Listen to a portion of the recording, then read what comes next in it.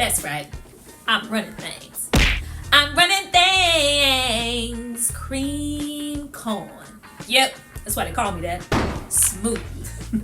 I got more measure for your pleasure. Stick with me, baby. I have you farting through silk. I'm telling you. And let a nigga mess with me. I'll jump on him.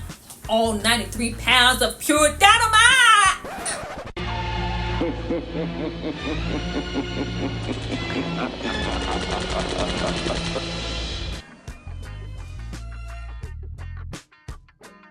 You know what don't make no sense? It's the service round this month. Do you see us? Okay. I like 2 sausage links, 2 sausage patties, 2 hot dogs, split down the middle twice. Bologna, fry that up to a dome. Slice that, take a spatula, smush fry it, and 1 waffle, please. I can't stay.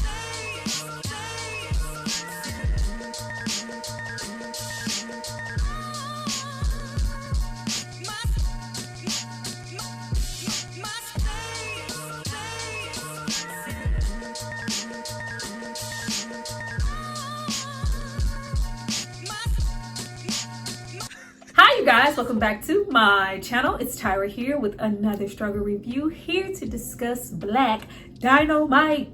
Now this movie is from 2009 and it stars Michael Jai White. Now before we get into all things, Bullhorn baby, can I do anything else for you? Why yes, I would like some of that ass. I need you guys to drop down and subscribe to my channel and like this video. I'm going to give you guys a moment to do that. Then we're going to come back and discuss how this is one of the most slept on parody movies ever. I think it just so happens to be one of the best. So sad that it underperformed at the box office. There will never be a day where Black Dynamite is still not funny. Go back.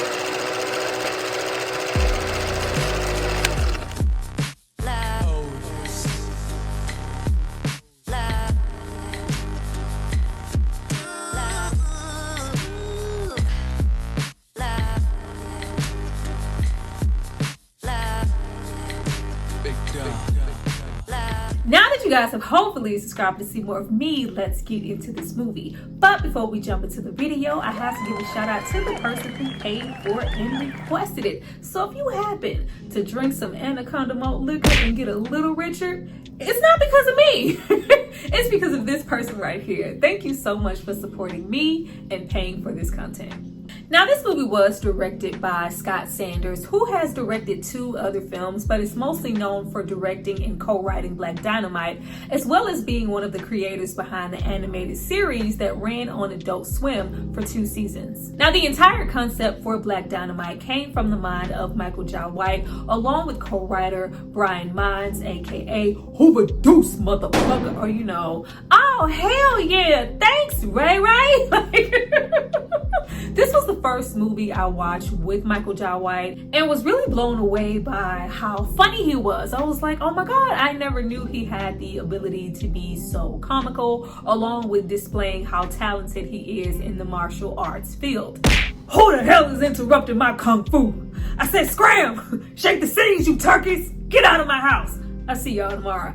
I didn't know that he could take it there because he was never given an opportunity to do so. Mostly known for being the love interest in movies like Twa Pandora's Box or Ringmaster, or even for his more so action movie roles with Universal Soldiers, Undisputed, Blood and Bone, and of course his very first leading roles, the Mike Tyson movie, along with the role of Spawn, which you would have thought would have spawned so many other opportunities. Even though it's often a credit to Wesley Snipes as Blade or Chadwick Boseman in Black Panther, Michael Jai White was the first Black man to portray a comic book superhero. But as he stated several times in many interviews, the opportunity just wasn't there to provide him to do anything more than that. As a Black man who is handsome, has acting capability, as well as being trained from a young age in all of these different styles of martial arts, 9 to be exact. With the capability to do all of his stunts,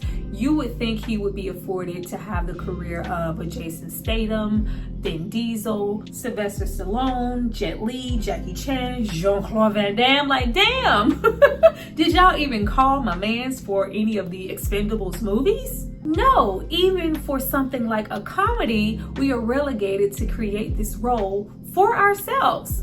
Now, I feel like this movie underperformed because it came pretty much at the ass end of parody movies, those late 2000s when the movies lost quality, direction, and tone, and we pretty much got a different parody movie every 3 months. Now, of course, there were gems like Shaun of the Dead, Kung Fu Hustle, and Tropic Thunder, but long gone were the glory days of something like the Scary Movie franchise. But I definitely put this up there with the I'm Gonna Get You Sucker, paying homage to the blaxploitation era, all while making fun of just how ridiculous the genre was. Your Dolomites, Superfly, The Mac, Shaft, Coffee, that macho manhood, the misogyny, drugs, guns, pimps, hoes, sex, and most definitely some kung fu. And lastly, there was supposed to be a part 2 to Black Dynamite, but that never happened. However, we do have a spiritual sequel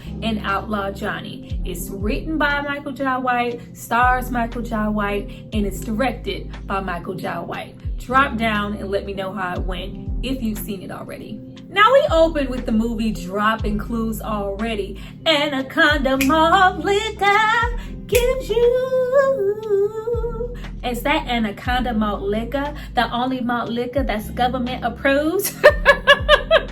Because when you pop the top, the panties drop.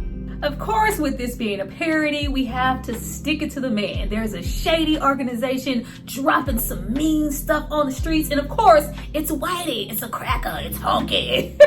Come on, you jive turkeys. What kind of shakedown is this? I have to get back to the streets where I come from. Like, we instantly open with just pure comedy. Like, I cannot even describe how many jokes they were able to fit into one scene and they organically be all funny. But Jimmy, Black Dynamite's little brother, is killed on the spot. A Black Dynamite, ex-vet, CIA agent, Kung Fu master, kick a old lady door down just to collect for a friend, is on the case and there will be hell to pay until Dynamite figures out what happened to his baby brother Jimmy and why.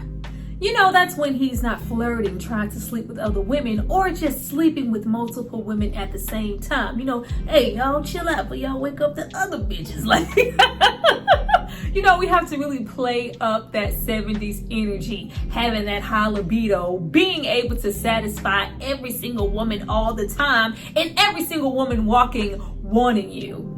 Oh, Black Dynamite, baby, you came to see me. No, I got a rapper taste to my nigga horn, but you know, maybe later. I'll just like one of my favorite scenes here, and it is such a parody of those women in the 70s, all being damsels in distress, desperate, needy, sexy, beautiful, inferior in all ways, and freaking heat. One of my favorite scenes here with Kim Whitley, who is actually Michael Jai White's cousin. I did not know that before getting into my investigation with the film. When he goes and collects the money and he brings it to her and she goes, you know, what you do to Nipsey? Word on the street is he's in traction. Oh, you know, I just talked to him. Here you go, honeybee. Oh, thank you so much, Black Dynamite. I'm so happy. And we got that one single tear. Like, that is just such a play on the state they often depicted these women to be in most of these films. Like, oh, I just need a man. What am I going to do? I could never handle this myself.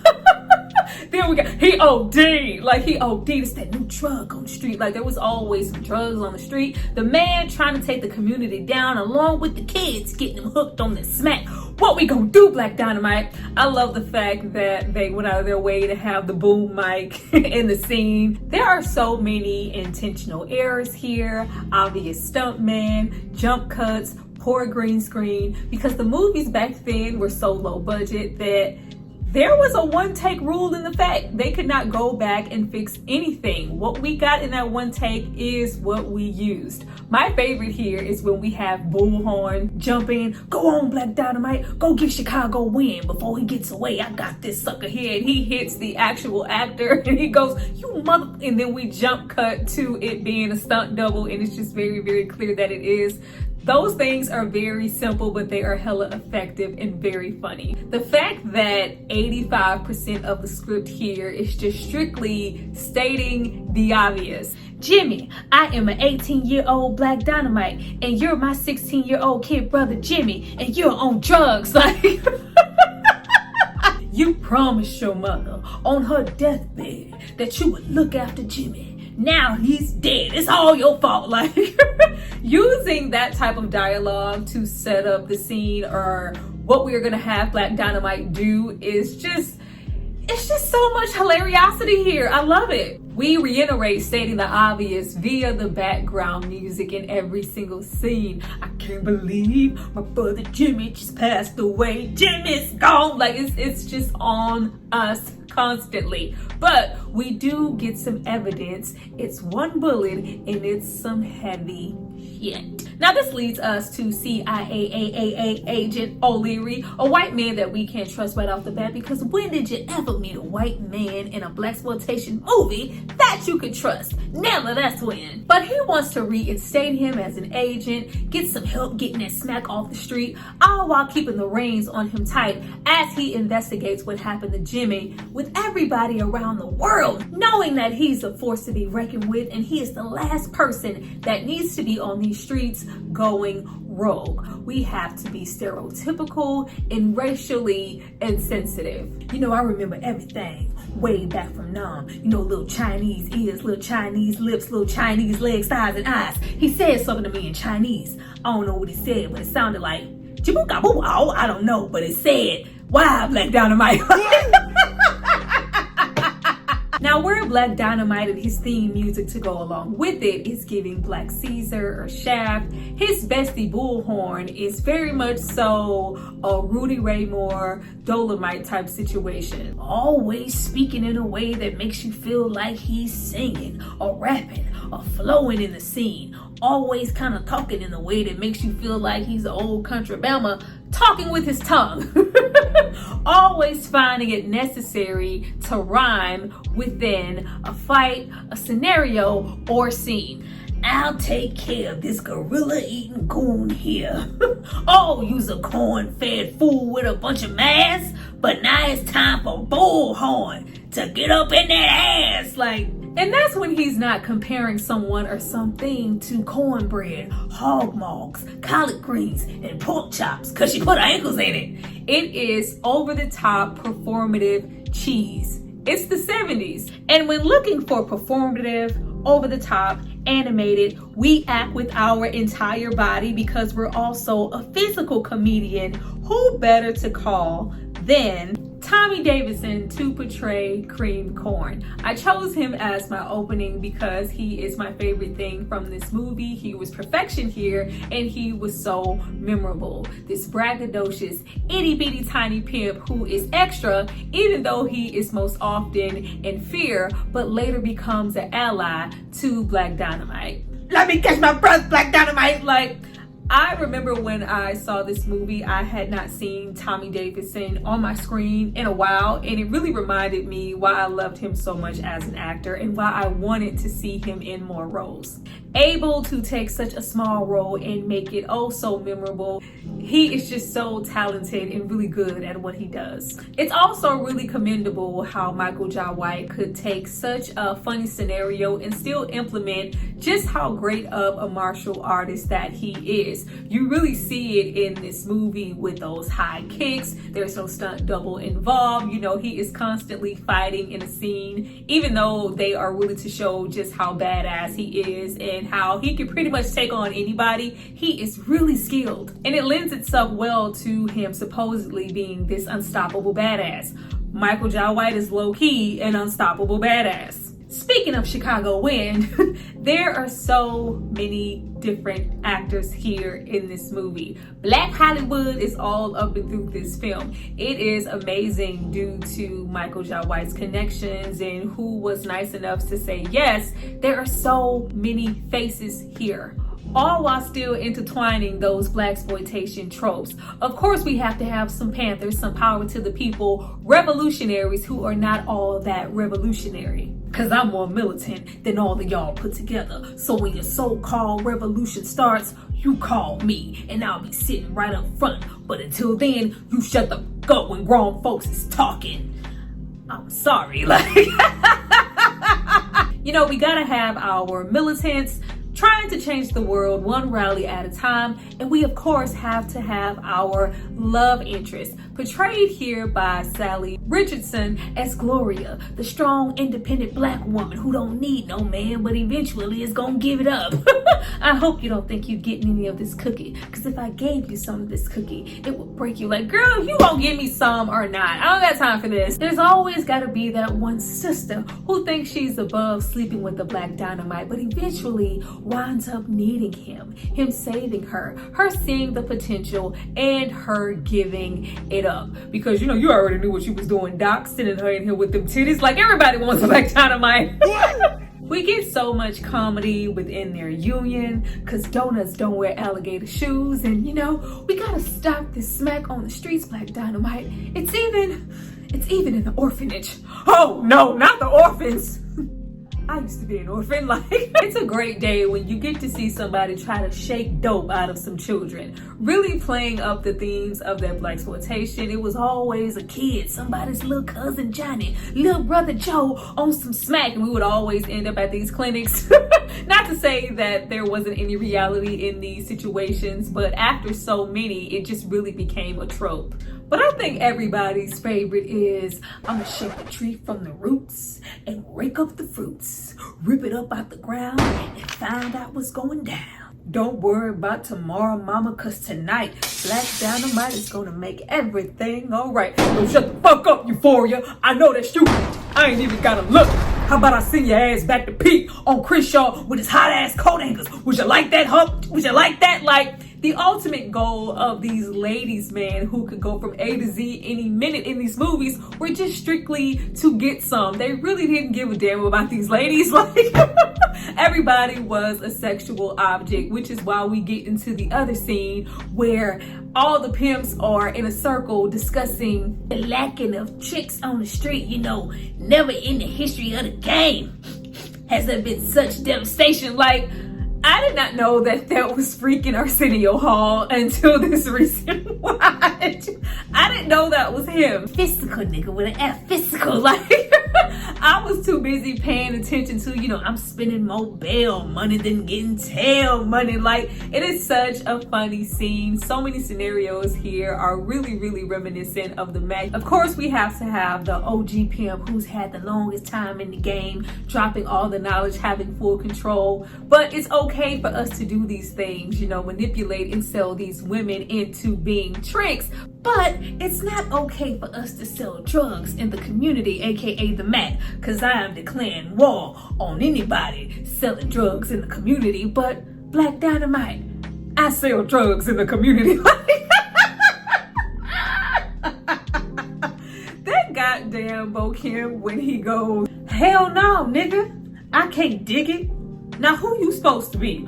That's Black Dynamite. Shut up, nigga, I ain't ask you. Like, I was hoping that we would get a follow-up with Bokim's character, with him wanting so badly to sell drugs in the community, but we did not see him again after this scene. Now, after Black Dynamite and his team collectively getting evidence together, all while cleaning up the streets, making them a safer place to get the smack off of them, we finally make our way back around to Anaconda Malt Liquor, and why it's being pushed so heavily to the black brothers in the black community, all to give them a little richer. Woo! Like, That whole scene of them going from point A, B to Greek mythology and back all to come back to Little Richard, woo, that is just absolutely hilarious. The rabbit hole of context clues that should lead to absolute nothing, leading them back to the government trying to give black men little penises is funny, because a bulk of those blaxploitation movies really invoke whitey crackers trying to keep the black man down, always wanting them to feel low, inferior, deprived, all while being super jealous and envious. And what more could they be super jealous of than the black egg, okay? When we have the one brother who has just been drinking all of the Anaconda malt liquor, and they roll up and he has his little wrist, just like, oh Lord, do you just want us to shoot you? Just take you out of your misery. They just flat out kill him. Oh, so funny. We long ago found out that our brother Jimmy wanted to be just like us and was working for the CIA. And of course, with us knowing O'Leary to be what he was, a backstabber, having something to do with Jimmy's death all along, and knowing all about the Anaconda malt liquor. But we don't stop there, because this is a parody movie, so we need to go any which way that past blaxploitation movies have went. We need to go to an island with Dr. Wu. Kung Fu Island to be exact, just so Black Dynamite has yet another excuse to do some kung fu and whoop some more ass. But also watch every single one of his friends conveniently die. So freaking funny. I love the scene where we have the character, you know, I'm gonna go off and have me a family and take my he's dead. Did anybody see that coming? Hell yeah. It's always the innocent bystanders who die, never the main guy. Just everybody else who had the main guy's back. Like Bullhorn. Oh, you don't now. Like the way that everybody casually died, the way that every single one of Black Dynamite's kills becomes more over the top, more absurd, and more ridiculous. Haha, yeah, that's the boomerang. I threw that before I walked into the room. And of course, we have to keep going, keep pushing, even when we think we might have one lone survivor in Cream Corn. Come on, Cream Corn, fly the helicopter. This shouldn't take too long. Cream Corn! No! I haven't laughed this much in a video in a long time. Nobody's gonna survive, and Black Dynamite is just downright unstoppable. A machine, even when his opponent is the real life actual parody President Racist Nixon. The impersonation is great. The nunchuck play is great. Even when we have our Mad TV alumni roll through. I can never remember her name. I just know that I love her from Mad TV. It's like, you know, I gotta apologize. You know, you shot a plate. I ain't have no right to, you know, knock the hell out you. Like, for us to lead off with Gloria literally coming out of nowhere, our outfit change, and her just groveling at his feet as the man that he is, along with the white woman, and we just transition into the best Dynamite blaxploitation poster. Really good. Like, I had so much fun with this film. Actually, watching it for this review, I had not seen this movie in years, and it was still just as funny and refreshing as it was the very first time I saw it. Well, you guys, that was my review for Black Dynamite. I hope you enjoyed it. Please drop down and tell me if you did. Do not go anywhere. I am about to go live. Y'all know I've been going live. I'm trying to get better. I am about to go live with a guest, introduce you to what he has going on, as well as us getting into all things Black Dynamite. Don't miss it. Get on over there, engage with us, hit that like button there too, and let me know how you felt about this video. This was really fun for me, and I hope it was fun for you as well. But I would definitely see you guys next time for my next review. Hit that like button, share it with a friend, turn those notifications on, because it helps me out and you guys know that I need it. I see you guys next time for my next review. Bye.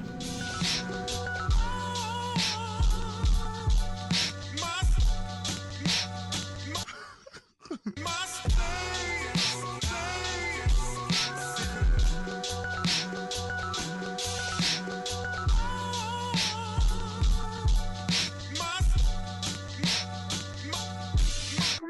her.